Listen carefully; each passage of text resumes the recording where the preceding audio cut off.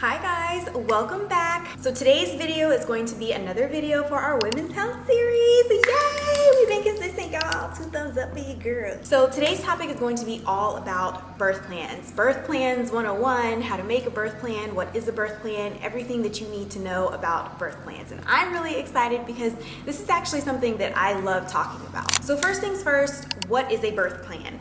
A birth plan is a document that your care team is going to use in case of emergencies or in case of your plan of care whenever you come into the labor and delivery unit for whatever reason. A lot of people just like to limit it to labor and delivery, but that's not necessarily true. You can use it in case you are admitted to the antepartum unit, like if you get in preterm labor or if you have uncontrolled pain from fibroids or pretty much anything like that, right? If you're in the hospital, you can have a document that dictates what you do and do not want as it relates to your care. That would be my first tip, is do not limit yourself just to labor and delivery. Also think about if you need to be admitted before you're giving birth for any reason. So I'm all for birth plans, mainly because research studies do show that those women who do have birth plans in place tend to have a happier outcome. And I mean, I think of this as kind of obvious because I mean, if you fail to plan, you plan to fail, right? So if you plan to have a happy birth, then hopefully you will have a happy birth, right? I also want to emphasize that birth plans, yes, are not only limited to labor and delivery, so keep your mind open about antepartum and postpartum, or before you give birth and after you give birth, but also notice what I said in the definition of a birth plan. It is a document in case of emergencies, right? Birth plans are not meant to be 10 pages long. This is like the biggest mistake that I see whenever patients are making birth plans. They want to, obviously detail everything, and I totally get it. I'm a Virgo, I'm type A, girl, I get it. You want to list everything out. You want everything to be perfectly, legible and typed perfectly and perfect bullet points, and I get it. But if it's in an emergency, I want you guys to think about the doctor on call, because whether you have a midwife, whether you have a PA, whether you have an NP, whether you have a private physician, whether you have a doula with you acting as your birth support person, I want you guys to remember, especially if you're giving birth in a hospital, there is a hospitalist on call at all times. That's my job. That's literally what I do, okay? I'm in the hospital 24 hours at a time. So if your private physician isn't there, or if your midwife isn't there for any reason and there's an emergency, guess who's gonna be the first responder? Me, the hospitalist who's there. And a lot of times we don't know y'all from a can of paint. Okay, listen, honestly, this is the perfect time for a disclaimer. There might be little tidbits in here that might, hurt some people's feelings, but I am here to be honest with you, right? We don't know you from a can of paint. There's like 20, depending on what hospital you're at, there could be a range from 5 patients to 20 patients in labor at a time. So imagine a physician who already doesn't know you, a physician who, to be honest, is probably sleep deprived, and a physician who is extremely busy taking care of other people. Once again, I realize it's not an excuse, but I'm here to be honest with you, right? That is the honest truth. We are taking care of a million departments at a time. Imagine all 3 of those things, and you are in an emergency. Let's say if your baby's heart rate is down, if you're bleeding for any reason, you have a shoulder dystocia, something like that, right? Imagine we walk in the room, we don't know you, and the nurse is like, hey, she has a birth plan and it's 10 pages long. Girl, I ain't got time to read that. So the second tip is going to be to make sure that your birth plan is concise. Do not come in there with a 5 to 10 page packet, because the honest truth is, once again, I told you, might be some feeling hurt with this, okay? I'm not trying to hurt your feelings, but I'm here to be honest with you. Those 5 to 10 page birth plans do not get read like they should. It is a document in case of emergencies first and foremost. Yes, everything else, yes, we love the details and we love the different fonts and the different colors and the fun facts, which I'll get into, but most importantly, it is what you and your birthing support person, the second parent, your family members, your religious and cultural practices, whatever it may be, those things are fun, but it's first and foremost a document in case of emergencies. So I want to have like a 1 to 2 page sheet, very concise. Please cut out all subjects and verbs, right? So a lot of times patients will say, I would like, an epidural if I'm in pain. I would like to be monitored intermittently. I would like, or me and my spouse would like, me and my spouse prefer, me and my husband prefer. Girl, cut all that out. Okay, we don't need to see all the subjects and verbs. If anything, to make it, if it would appease you, you can say, I would like colon, and then list the bullet points, right? Do not sit there and make every single line more sentences than, or more words than it needs to be, right? And this is coming from somebody who talks a lot, okay? Y'all know that. I be talking, I be yapping, I'm a yapper. Fluent in Japanese. But please, keep the birth plan concise. Try to limit it to 1 to 2 pages. Bullet points, important points first if you want to do what you absolutely would love to have in green, and things that are an absolute no in red in 1 column. Whatever it may be, make sure it is concise, right? Because if I come in the room and I only have 2 minutes to act, I need a concise document. The next tip is that a lot of times patients will put in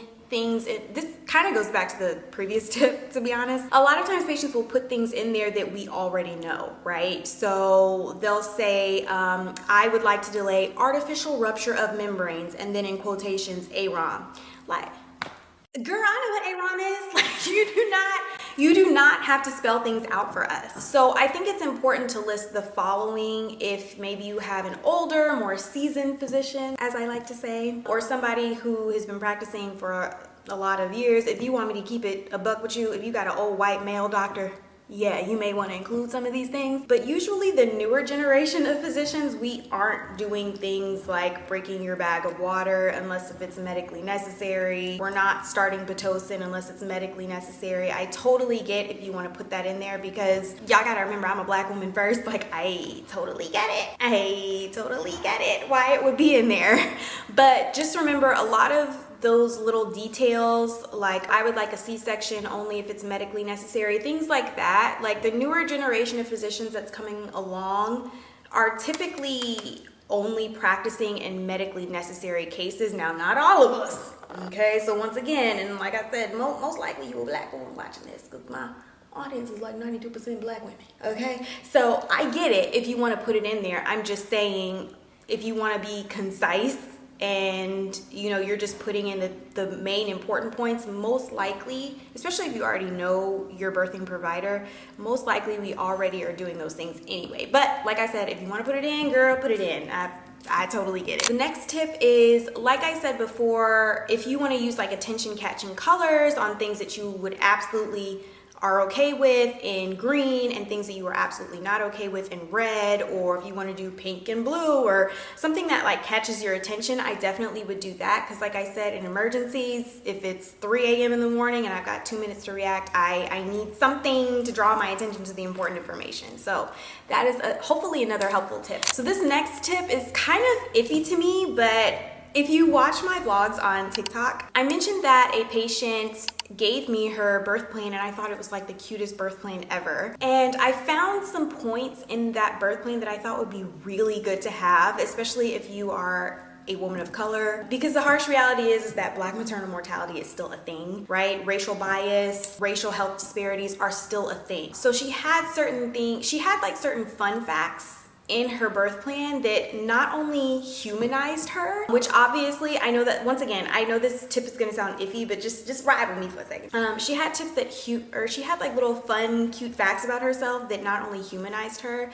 but also made her relatable to her care team, right? The nurse and myself. So the next tip is to probably include little fun facts about yourself, like what's your favorite food, what's your favorite color, maybe a fun fact that nobody knows about you, your favorite Bible verse. And the reason why I say this, especially for women of color, and double especially if you're a Black woman, is because like I said, it humanizes you. And once again, all patients are human. We know that, right? I know that. But we all know how the other side looks at us, right? Like, you could come in a bonnet, right? Or maybe your husband has tattoos, or maybe your husband's wearing a fitted. Maybe your husband looks exactly, he's dressed just like a white boy would, for a lack of better terms, but there's still gonna be some subconscious bias there a lot of times. So anything that you can put in there to kind of make yourself more relatable to your nurse, I personally feel like that minimizes your chance, not to zero, thorough, but I think it minimizes your chance of there being any sort of subconscious and racial bias there. So I think it would be nice to include little fun facts like that as well. Like I said, I don't want that to be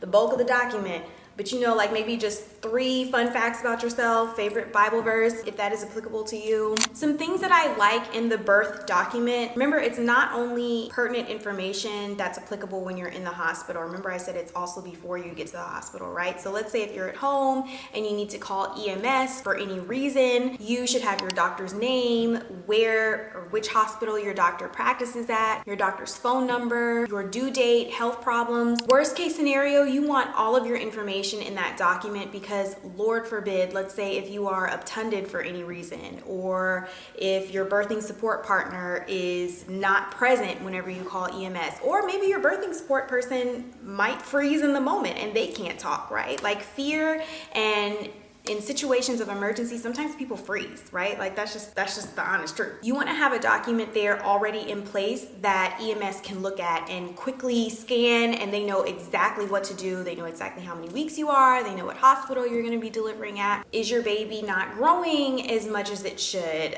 Do they have fetal growth restriction? Is your baby growing too much? Were you told that you may have a bigger baby? Do you have gestational hypertension? Do you have gestational diabetes? Do you have anemia? Have you had a blood transfusion or an iron transfusion in your pregnancy? Have you had a previous C-section? Things like that, I also want you to put in your document as well. This one, a lot of people forget. Put your pediatrician info in there as well. This is not just about including information about you, it's about information for your baby. So pediatrician info, what your baby's name is going to be. Do you want your baby to get formula? Do you want your baby to get glucose water if medically necessary? Do you want your baby to be bathed with a certain soap that you have? Do you want to be present when the baby is being bathed?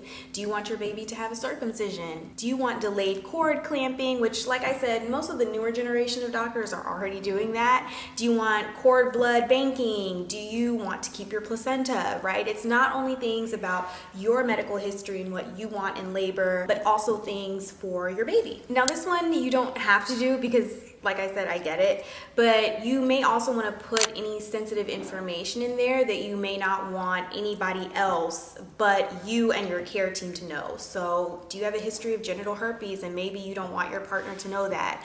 Has your partner abused you before, physically or sexually or emotionally? Maybe you don't want them in the room. Who do you want in the room? Sensitive information like that that you don't want to have to say out loud, you can put that on your birth plan. Now, obviously, you want to keep it away from the people that, you know, it might be offending, right? But you can certainly put that in your birth plan as well, and we will take a look at it, and it will be confidential information. We will not say that out loud. Obviously, make sure you're putting things that you want in labor. Do you want to walk in labor? Do you want intermittent monitoring? Do you want a bouncy ball? Do you want to eat and drink in labor? Now, you guys got to remember, we also work in tandem very closely with anesthesia, so we do have to respect their wishes a lot of times, but that's helpful information to have in there as well. Who do you want holding your leg?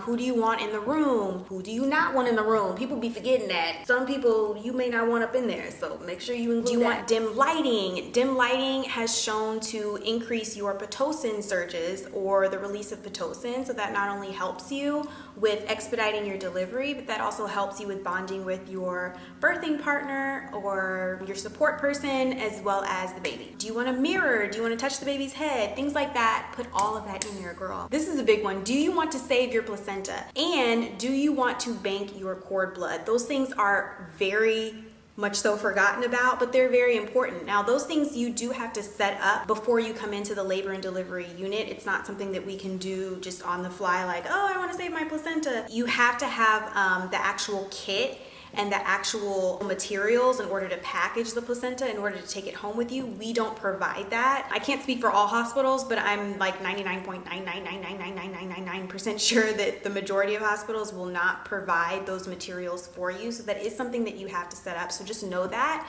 going into it. Another thing to put in there is, do you want to tie your tubes? Are you absolutely done having these babies? Is this your absolute last one? You're not going through this itch no more? Like, please tell us. And if your insurance doesn't cover the procedure and you have to sign certain documentation in order to tie your tubes, then that is something that you'll also want to include in your birth plan, the consents themselves. Or if you keep them in a certain place in your house, then and you had to go to the hospital for any type of emergency, you also want to put in there like who has the consents. Do you have any religious or cultural practices that you want to implement? I notice with a lot of my Muslim patients, they like to pray over their babies as soon as the baby is born. So do you want a quiet room while that's happening? Do you want minimal people in the room while that's happening? Also, don't forget about your experience, right? I think a lot of people get caught up in the IVs and the artificial rupture of membranes and are we going to use Pitocin? But people aren't realizing like this is like a life moment for you. Like this is a huge moment for you to commemorate, and you deserve to commemorate it, and you deserve to be happy in this moment, especially if you Black watching this. A lot of people want to take that joy away from you, and a lot of it inevitably has, because we have so much fear. Like I feel like we can't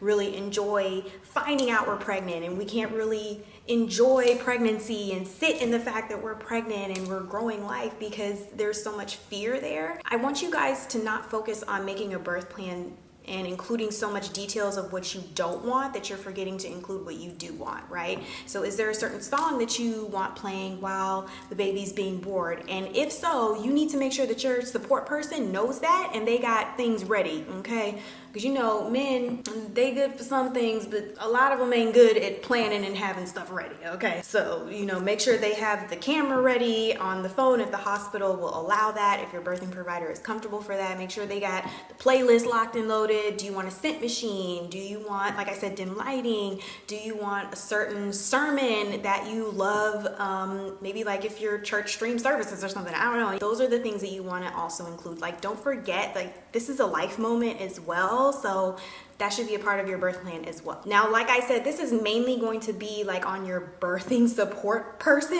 and your birthing support team.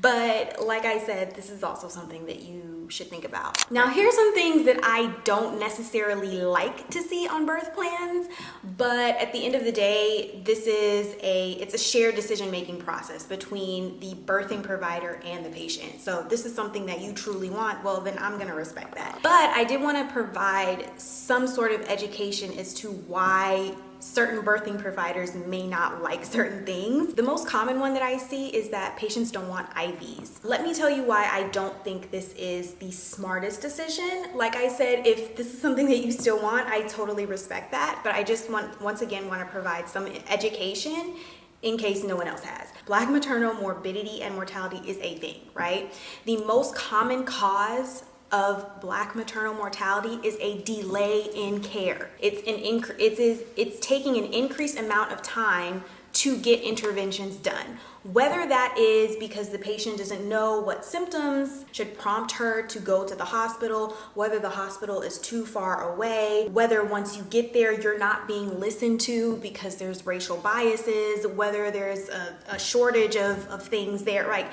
Those are the things that delay your care and would ultimately lead to an increase in your morbidity and most likely your chances of mortality. I'm not trying to scare you. Once again, I'm just trying to educate you, right? So I think you should at least have an IV in place. If you need blood, I don't want to have to try and find my most experienced nurses to place an IV very quickly, right? You guys have to remember, it's not just one person on the unit at a time. It's like 20. There are a lot of patients on the unit, right? So if there's another patient having a complication down the hall at the same time that you are, that patient might already have 5 nurses in their room, right? And you just started having your emergency and we've only got 1 nurse in there. Like, do not do that to yourself. I don't think that's the smartest decision, but like I said, if that ultimately is your decision, I get it and we will respect it. But I just don't think it's smart to delay your care. You might need IV fluids, you might need a transfusion. Yeah. The next thing that I don't think is the best decision is when patients say that they don't want IV fluids. I like to tell people your uterus is a muscle. The same way your bicep is a muscle, the same way your tricep is a muscle, your uterus is a muscle, right? So picture yourself in a gym and you're lifting weights. You're tired, you're fatigued, you need water to hydrate, right? Okay, labor is the same thing. Your uterus is contracting the same way that your bicep is contracting when you're lifting muscles, the same way them glutes is contracting whenever you squatting. Your body is using water. It takes water to make muscles contract. Muscles need water in order to contract. So I personally think that IV fluids are amazing during labor and delivery. Anytime I see fetal distress, I am a huge fan of hydrating the patient because that's going to increase your blood volume and increase the blood volume to baby. That's going to reduce fetal distress on the monitor and therefore reduce your risk of C-section, right? And other causes of morbidity. Another thing is when you're in labor and you are contracting, what are you doing? What are you doing? Think about it. You doing this. Whenever you do that up against a window and you expire, what comes out? Perspiration, right? Water. So the longer that you're in labor, you're breathing out water. So you're going to need to replenish those fluids in order to progress in labor. So I personally am not a fan of dehydrating patients. Now you might be saying to yourself, well, why can't I just drink fluids? Number one, you might be in a situation where you might not be the best candidate for oral hydration, right? Also, IV hydration is a lot quicker than oral hydration. So personally, I think it's better to have an IV in place. I mean, that's why all these businesses out here be pulling like millions of dollars a year, like all these IV drip bars and IV spas and whatnot. It's because it's better, right? The fluids are more bioavailable if it's directly infused into your vasculature rather than you drinking it and it having to be absorbed into the vasculature. Like you're not absorbing all of that. Another thing that is not the best decision to put in your birth plan are extremes, right? I absolutely do not want a C-section.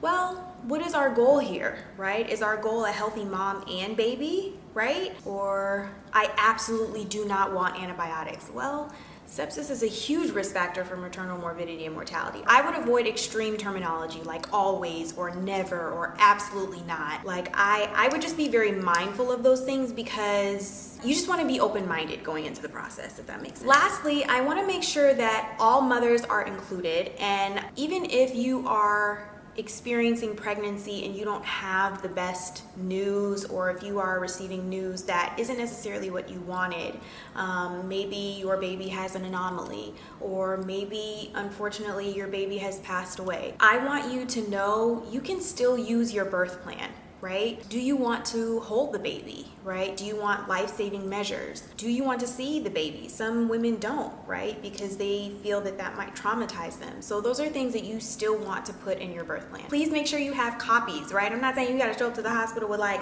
100 copies, but you know, in case you are going from the day shift to the night shift, or the night shift to the day shift, and your nurse is leaving and she's leaving and another one's coming on, like you want to have copies, right? Maybe you want to provide one for the doctor to give to the next doctor who's oncoming whenever they're checking out. So those are things to bear in mind as well. Come with copies. Lastly, I want you guys to know that The Bump has an amazing birth plan on their website for free. Free 99 minus the 99. Like you ain't got to pay for nothing, right? So that is available. I will leave that down in the description box. Now, in my opinion, it is a little bit long. I think it's like 4 or 5 pages, but like I said, it's just check boxes, right? So if you are not set on having like a curated birth plan, like you want it in certain colors and you want your picture, that's another thing. I forgot to mention that. Put your picture up in there. Put a picture of you and your spouse. Like not only does it, like I say, humanize you, especially if you're a Black woman, like not only does it humanize you, but it helps